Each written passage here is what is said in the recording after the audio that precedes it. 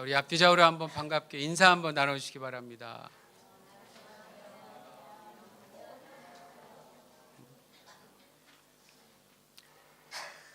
오늘 본문은 사도행전 7장의 가장 마지막 부분입니다. 이 부분을 통해서 오늘은 죽는 것이 아니라 자는 겁니다 라는 제목으로 말씀을 증거하겠습니다.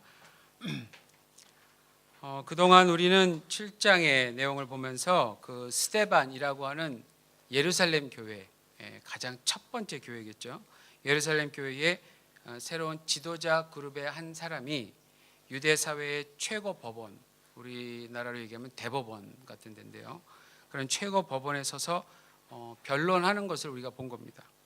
그 스데반이라고 하는 존경받는 지도자가 왜 유대 사회 최고 법원에서 재판을 받고 있는가?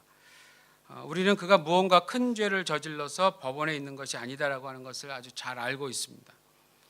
스데반은 사도들로부터 배운 대로 자신과 출신이 같은 디아스포라 유대인들에게 가서 복음을 전했습니다. 그들이 모여 있는 회당에 가서.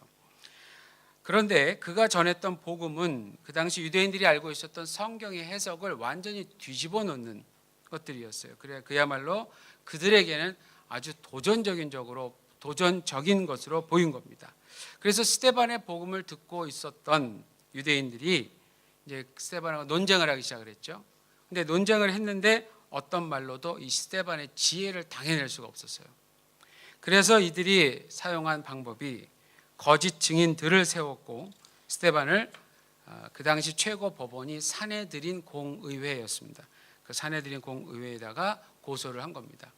거짓 증인들의 고소 내용이 무엇이었냐면 스데반이 모세 율법을 거스려 말했고 그 다음에 스데반이 전한 나사렛 예수가 예루살렘 성전을 모독했다라는 내용이었어요. 그래서 스데반이 법정에 서서 자신이 전했던 내용에 대해서 아주 자세히 변론했던 겁니다. 그런데 사실 이 고소 때문에 사실은 스데반으로 하여금 다시 복음의 핵심을 더 정확히 명확히 전하는 계기가 되었고요. 뿐만 아니라 그 당시 유대인들이 어떤 큰 죄를 저질렀는지에 대한 예루살렘 교회 측의 주장을 다시 전하는 계기도 된 겁니다. 자, 이제 스데반의 임무는 끝났어요. 그것에 대한 결과가 오늘 본문 54절부터 시작되는 겁니다. 자, 스데반의 증언을 들은 유대인들은요, 첫 번째 마음에 무언가 요동이 있었어요. 마음에 무언가 요동이 있었음에도 불구하고요, 결코 스데반의 주장을 인정하지 않았습니다. 가슴이 찔리긴 찔렸습니다. 그런데 여러분, 이와 비슷한 모습을 우리는 이미 사도행전 2장에서 봤어요. 2장 37절에서도 본 적이 있었습니다. 베드로의 첫 번째 설교를 듣고 있었던 그 수많은 디아스포라 유대인들이 보였던 반응이었습니다. 그들도, 그리고 지금 오늘 이 본문의 유대인들도 마음이 심하게 아팠던 것은 비슷합니다. 마음에 이렇게 뭔가 찔림을 받은 건 비슷한데요, 그에 대한 결과가 너무나도 달랐어요. 결과가 2장에서 본 유대인들은요, 그 아픔으로 인해서, 무언가 가슴에 찔린 듯한 아픔으로 인해서 자신의 죄를 회개하고 나사렛 예수를 그리스도로 받아들이는 놀라운 회심으로 이어졌어요. 그런데 오늘 본문에 등장하는 유대인들은요, 동일한 아픔, 비슷한 아픔으로 인해서 오히려 더 분노하는 결과로 이어졌습니다. 여러분, 동일한 복음을 들어도요, 누구나 다 동일한 반응을 하는 것은 아닙니다. 스데반 앞에 있었던 유대인들은요, 스데반을 향해서 그들의 분노를 이를 가는 것으로 나타냈어요. 아주 유대인식입니다. 이를 가는 것으로. 마치 금방이라도 큰 일을 저지를 것 같은 모습이었어요. 그런데 그 순간이었어요. 그 순간 스데반의 눈에는 의외의 모습이 보이기 시작한 겁니다. 55절에서 56절을 보십시오. 더 분노한 유대인들과는 달리 오히려 더 성령에 충만해진 스데반은 하늘에 어떠한 조짐이 나타난 것을 느낀 거예요. 그래서 하늘을 유심히 쳐다보고 있었습니다. 자, 그랬더니 스데반의 눈에 확실히 보이는 게 있었죠. 뭐였냐면은 하나님의 영광과 그 우편에 서 계신 예수님의 모습이었어요. 그래서 스데반은 또다시 증거하는 겁니다. 또다시 이야기해 주는 거예요. 이전까지는 사도들에게서 배운 내용을 근거로 증거했지만 이번에는 자신의 눈에 확실히 보이는 장면에 대해서 증거하는 겁니다. 근데 여기서 어떻게 증거하느냐? 스데반이 이 순간 예수님을 뭐라고 증거하냐면 인자라고 소개하고 있어요. 인자. 여러분, 인자라고 하는 명칭은요, 먼저는 구약 성경 다니엘서를 보시면 다니엘이라는 선지자가 예언한 내용에서 사실은 오실 메시아를 가리키는 용어로 사용되는데, 스데반 당시의 유대인들에게는 매우 익숙한 용어였어요. 예수님도 공생의 사역 기간 동안에, 자신의 사역 기간 동안에 자신을 정말 인자라고 많이 자신을 그렇게 지칭 했어요. 그 이유가 바로 여기에 있는 겁니다. 메시아라고 이야기하는 걸로 들리는 거예요, 유대인들에게는. 그리고 그 이름이, 인자라고 하는 이름은 성경에서는, 신약 성경에서는 이제 스데반에 의해서 여기가 마지막으로 증거되는 부분이에요. 더 이상 인자라고 말할 필요가 없어요. 왜냐하면 그리스도 나사렛 예수 이외에 다른 어떤 사람도 메시아가 될 수 없었기 때문에 그렇습니다. 완전한 선포를 지금 하는 거죠. 그리고 또 우리는 이 부분에서 반드시 주목해야 할 점이 있습니다. 뭐냐면 성령이 충만했던 스데반에게 하나님의 영광과 부활해서 승천하신 예수님이 자신의 눈에 보였다라는 점이에요, 여러분. 즉 예수님이 진짜로 살아 계시구나 하는 사실을 스데반이 두 눈으로 똑바로 확실히 확인을 했다라고 하는 점입니다. 그동안 스데반은 예수님과 공동체 생활을 했던 사도 중에 한 명이 아니잖아요. 그러나 예수님과 공동체 생활을 했던 사도들로부터 듣기만 했던 그분을 전혀 생각지도 못했던 곳에서 보게 된 거예요. 예수 그리스도를 담대하게 증거했던 그에게 주님은 자신을 보여주신 겁니다. 여러분, 그 순간 스데반의 심정을 한번 생각해 보십시오. 이 순간 스데반의 심정 얼마나 기뻤을까요? 얼마나 안심이 되었을까요? 우리들은 아직 실제로 못 봤으니까 아직 이 기분을 모를 거예요, 그렇죠? 그러니까 사실 그렇죠. 우리 기분은 좀 거시기 하죠. 모르니까. 근데 진짜 봤다고 생각해 보세요. 그것도 이 위기의 순간에. 요 지금 스데반이 복음을 전한 후라는 시점이 굉장히 중요합니다, 여러분. 예수님을 자랑한 거예요, 스데반은. 근데 그 순간, 그러니까 자신이 믿고 있었던 모든 것들이 다 사실이구나 라고 하는 것을 너무나도 확실히 알게 된 순간, 뭐가 두려웠을까요? 뭐가? 그래서 자신이 보고 있는 것을요, 더 이상 듣기 싫어하는 유대인들 앞에서 또 다시 명확히 말해줄 수밖에 없었던 겁니다. 자, 그 말을 들은 유대인들이 이제 어떠한 반응을 보였을까? 57절에서 58절 한번 보십시오. 이들은 어떻게 이해하냐면 또다시 스데반이 신성모독한다라고 얘기한 거예요. 신성모독을 한다라고. 그렇게 이해한 유대인들이 이제 더 이상 자신들의 힘으로는 컨트롤할 수 없을 정도의 상태가 된 겁니다. 그래서 큰 소리를 지르면서 귀를 막고 스데반에게 일제히 달려드는 거예요. 달려들어서 스데반을 붙잡아서 성 밖으로 끌고 갔어. 그 다음이 중요합니다. 돌을 던지기 시작을 했어요. 그렇죠? 근데 여러분, 이 사람들의 행동은 그 당시 로마법으로 볼 때는 이건 위법이에요. 위법.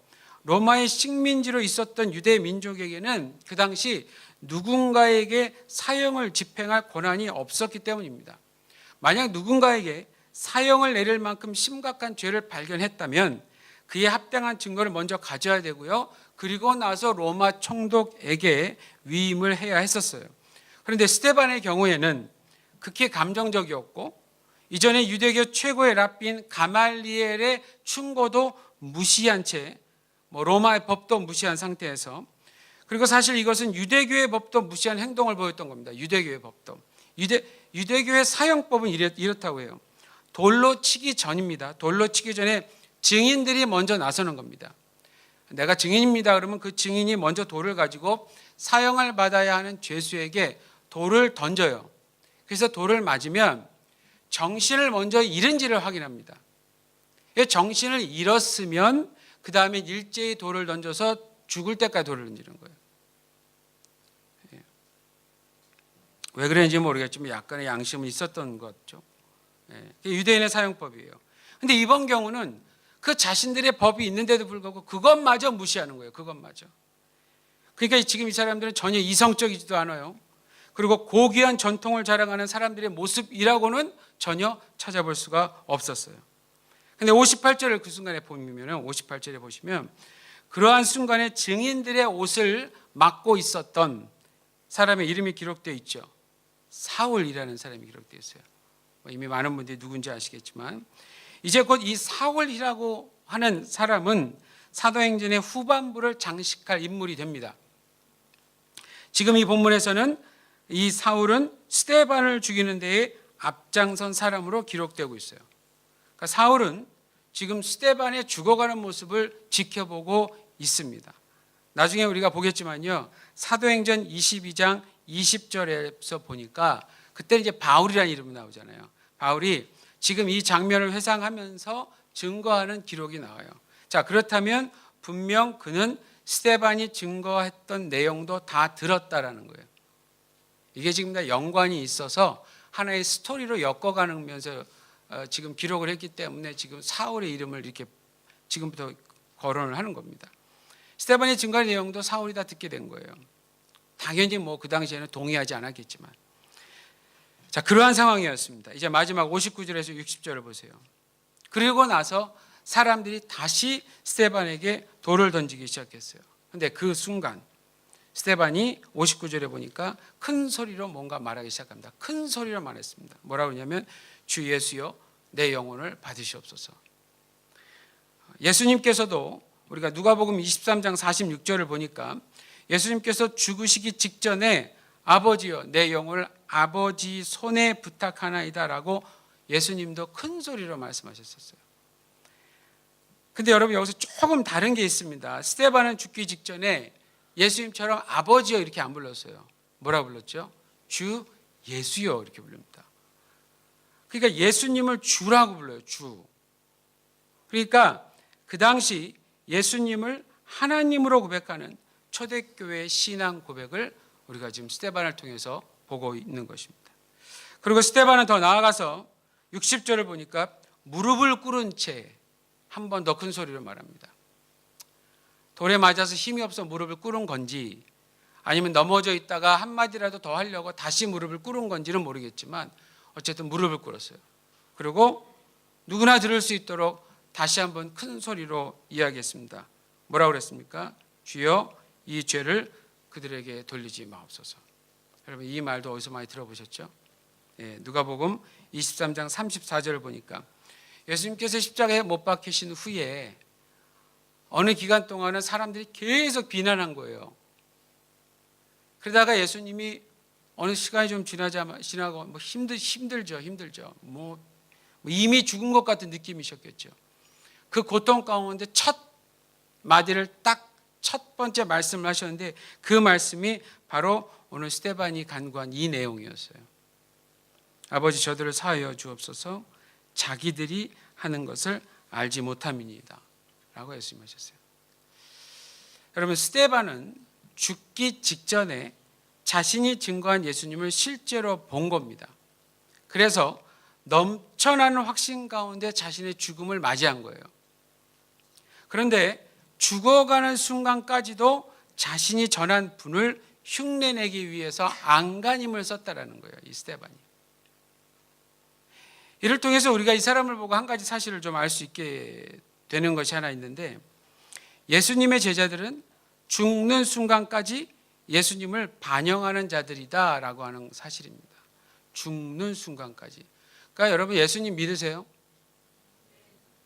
이렇게 예수님 믿는 분들이 적구나 우리 교회에. 어머 이거 어떻게 큰일 났네. 여러분 예수님 믿으세요? 그러면 우리는 툭 쳐도 예수 이래야 돼요. 옆에 사람 툭 치라는 얘기 안 할 테니까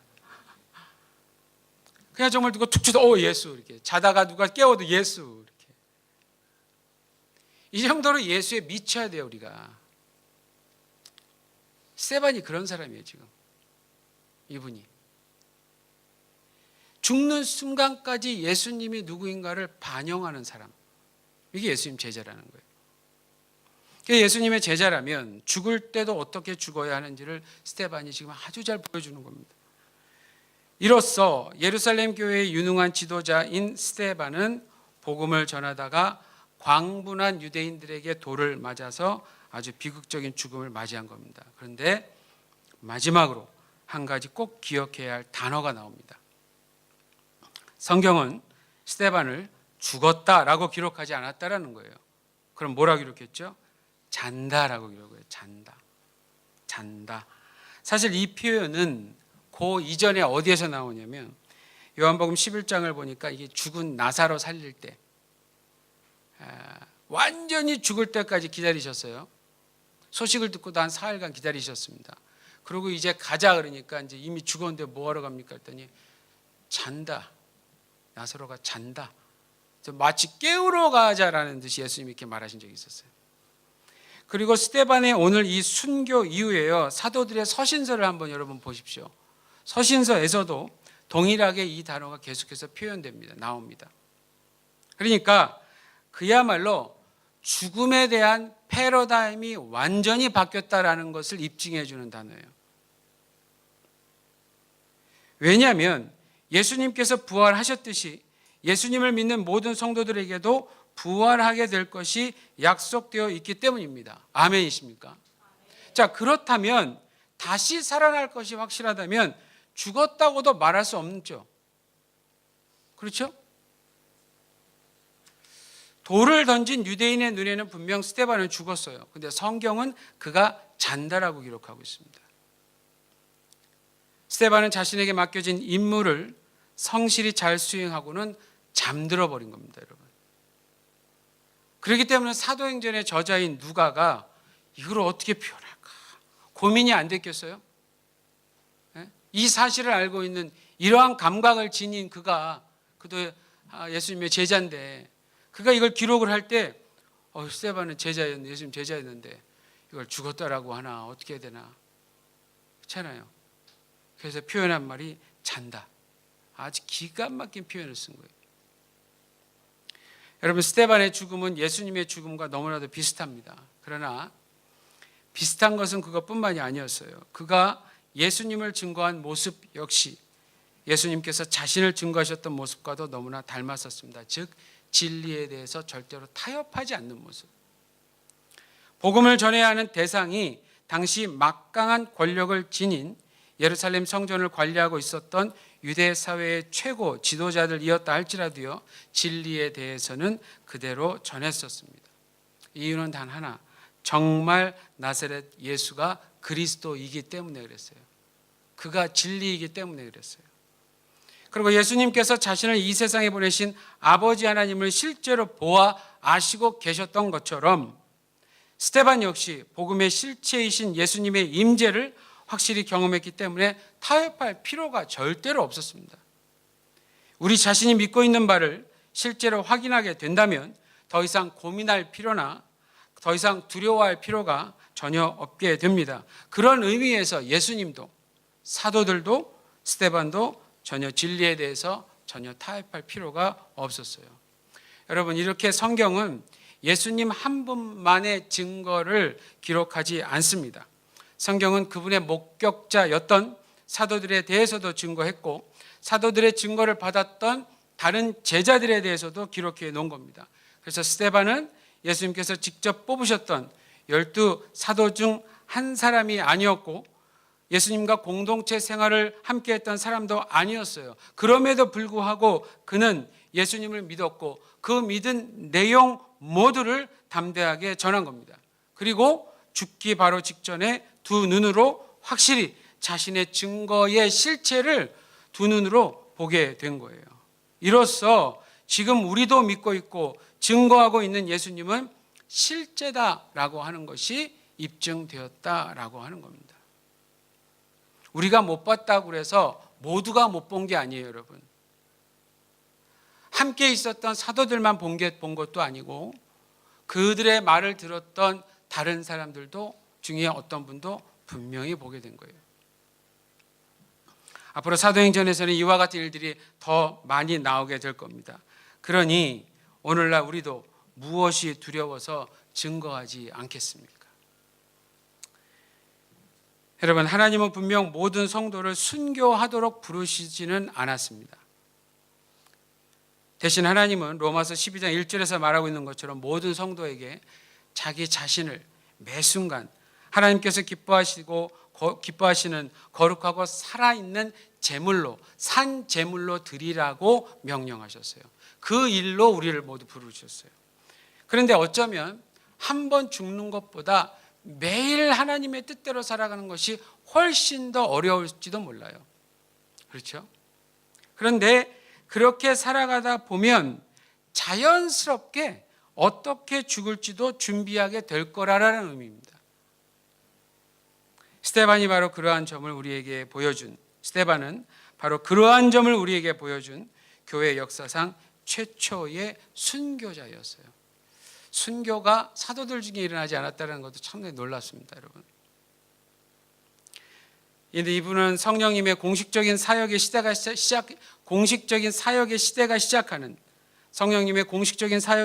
시작하는 시점에 있었고요. 사도들의 가르침에 늘 순종하는 멤버였고요. 사도들 못지않은 기사와 이적을 행하는 사역자였으며 복음을 전하는 일에 열정적이었던 전도자였습니다. 보통 많은 신학자들이 사도행전 2장부터 오늘 이 본문의 상황까지 약 8년 정도 걸린다, 혹은 11년 정도 걸린다, 이 정도 시간이 걸린다라고 보통 예측들을 해요. 뭐 그렇게 아주 긴 시간이라고 보이지는 않지만 어쨌든 그 기간 동안이라도 스데반은 정말 최선을 다한 겁니다, 여러분. 사도들이 전한 나사렛 예수를 메시아로 믿고 그를 닮고자 최선을 다했던 성도였고요. 그 다음에 교회에서 인정받았을 뿐만이 아니라 하늘 문을 열어서 자신을 보여줄 만큼 그토록 아주 큰 관심을 가졌던 예수님과 그의 아버지 하나님께도 인정을 받았던 제자였어요. 여러분, 이 점이 너무 멋있는 거예요. 이게 우리 모두가 이렇게 됐으면 좋겠어요. 정말 우리 모두가. 스데반의 수준이 곧 교회의 수준이다, 이런 명언을 남긴 오늘 이 교회에 돌아가신 하영조 목사님이 왜 그렇게 스데반에 대해서 설교하실 때 극찬을 했는지 저도 조금 이해할 것 같아요. 스데반의 수준이 우리 교회의 수준이 되기를 기도합니다. 여러분, 우리에게 주어진 하루하루를 예수님 닮으려고 최선을 다하면서 살아가 보십시오. 그러다 보면 언젠가 우리에게 큰 관심을 가지시는 예수님께서 하늘 문을 여시고 하나님의 영광 우편에 서서 우리를 환영하실 거예요. 죽을 때 스데반처럼 순교할 생각 안 하셔도 돼요. 네.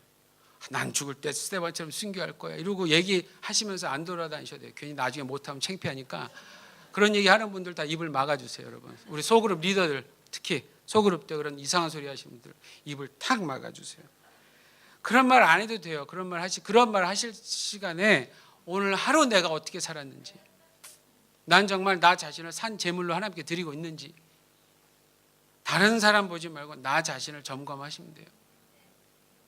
그러다 보면 스데반이 경험한 그 주님을 우리도 보게 될 거예요. 자연스럽게 그렇게 사시다 보면 스데반처럼 인생의 마지막 순간을 아주 멋있게 마무리하시게 될 겁니다.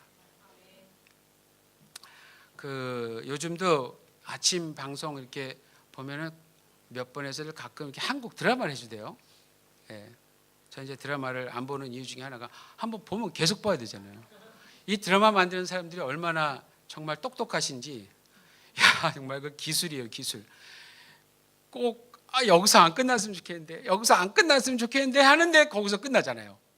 그러면 다음 편을 안 볼 수가 없게 만드는 거예요. 그래서 저는 드라마를 안 봐요. 그냥 단편으로 끝나는 거 가끔 이렇게 보다 말지. 근데 이제 집에 이제 오전에 이제 집에 딱 가니까 TV에서 무슨 방송이 하나, 드라마가 하나 하는데 한국 드라마를 하는 거예요. 근데 거기서 제가 어떤 장면을 봤냐면,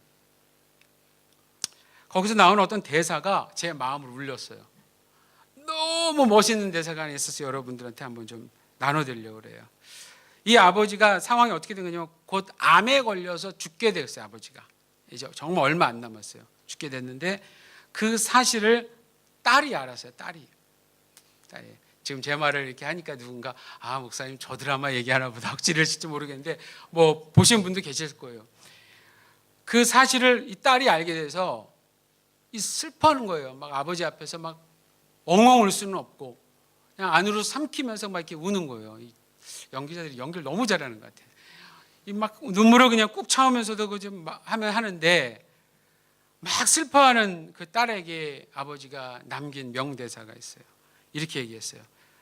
가는 사람이 괜찮다면 웃으면서 보내는 거야. 멋있지 않아요? 가는 사람이 괜찮다면, 나도 그 사람 그 아버지처럼 해보려고 이제 연습을 좀 해봤는데, 가는 사람이 이렇게 목소리가 더 멋있었어. 근데 그 배우 이름을 까먹었는데요. 여러분 보시면 다 아는 분이에요. 가는 사람이 괜찮다면 웃으면서 보내는 거야를 살짝 웃으면서 그 울고 있는 딸한테 얘기하는데, 와, 완전 복음처럼 들렸어요. 무슨 의미인지 이해하시겠죠? 죽을 수밖에 없는 아버지를 앞에서 슬퍼하는 딸을 위로하려고 하는 아버지의 그 심정을 표현한, 너무 좋은 대사인 것 같아요.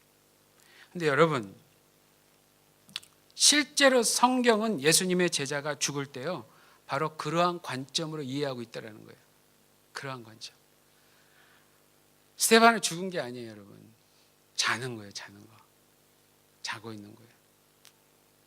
그에게 8년 정도의 시간은 그리 길지는 않았겠지만, 자신의 인생 마지막 기간을 그야말로 산 제물로 드려서 날마다 하나님을 자랑하는 인생을 살았던 그는 사실 꽤 괜찮게 먼저 주님의 품으로 간 우리의 믿음의 선배인 겁니다. 저는 가능하면 성경에서 사람을 좀 자랑하려고 하진 않지만, 스데반 같은 경우는 정말 요 기록된 것으로만 볼 때 스데반 같은 경우는 정말 모델로 삼아도 충분할 만큼의 아주 귀한 인물이에요. 우리의 믿음의 선배예요. 여러분, 이 스데반 닮으세요. 이 스데반 이분에 대해서 정말 곰곰이 한번 더 묵상해 보세요. 어떻게 그 가장 무서운 곳에 가서도 어떻게 그렇게 예수님에 대해서 증언하는데 갈수록 더 담대해져서 오히려 자기가 아니라 자기를 재판하고 있는 사람들의 어떤 죄를 더 드러낼 정도로 어떻게 그렇게 용감한 사람이었는지. 그리고 죽어가고, 여러분 돌을 맞은 게 그게 안 아팠겠어요? 얼마나 아팠겠어요? 근데도 큰 소리로 불렀다라는 건 이건 보통 의지가 아니고는 안 되는 거예요. 그냥 아프다고 이렇게 막는 게 우리의 본능일 거 아니에요. 근데 거기서 또 무릎을 꿇고 큰 소리로 주여, 이 사람들의 죄를 저들에게 돌리지 말라고. 그런 양반을 보고 죽었다라고 어떻게 그런 낮은 표현을 쓸 수 있겠어요? 고귀한 표현, 잡니다, 이런 표현밖에 못 쓰죠. 근데 이게 스데반에게만 어울리는 단어가 아니라는 겁니다, 여러분. 저와 여러분, 우리 모든 성도가 죽을 때, 제가 요즘 기도하는 거 한 가지는, 주님, 제가 은퇴할 때까지 한 분도 죽지 않게 해주세요. 그게 제 기도예요, 지금. 근데 어쨌든 간에 제가 은퇴한 후에 혹시 저보다 먼저 가시는 분이 계시면 우리는 그때 다 이렇게 이해해야 돼요. 그분 지금 자고 있다. 조금 나보다 일찍 자고 있다. 좀 있으면 우린 다 만난다. 이렇게. 참 잘 살다가 주무시고 계시는구나. 이렇게. 그렇기 때문에 예수님의 제자가 누구인가를 연구해 보면, 예수님의 제자는 살아있을 때나 죽을 때나 여러모로 많은 유익을 가진 자들이면 틀림없습니다. 스데반의 인생과 증언과 또 순교하는 모습을 보면서 그 점을 더 확인하게 되었습니다. 기도하겠습니다. 우리를 위해 자신의 목숨을 아끼지 않으셨던 주님, 다시 한번 감사드립니다. 스데반이라고 하는 예루살렘 교회 멤버를 통해 예수님 믿고 살아가는 것이 어떠한 것인지를 생생하게 보여주셔서 다시 한번 감사드립니다. 스데반의 인생이 오늘날 우리들에게 도전이 되지 않았으면 좋겠습니다. 그의 삶의 모습이 우리들에게도 자연스럽게 여겨지기를 기도합니다. 매 순간 주님의 뜻대로 살아가는 것이 우리 모두의 현실이 되게 하여 주셔서 죽는 순간까지도 우리 각자에게 주어진 사역을 잘 마무리하고 주님 품으로 갈 수 있도록 인도하여 주시옵소서. 감사드리며 예수님 이름으로 기도하옵나이다. 아멘. 자리에서 일어나셔서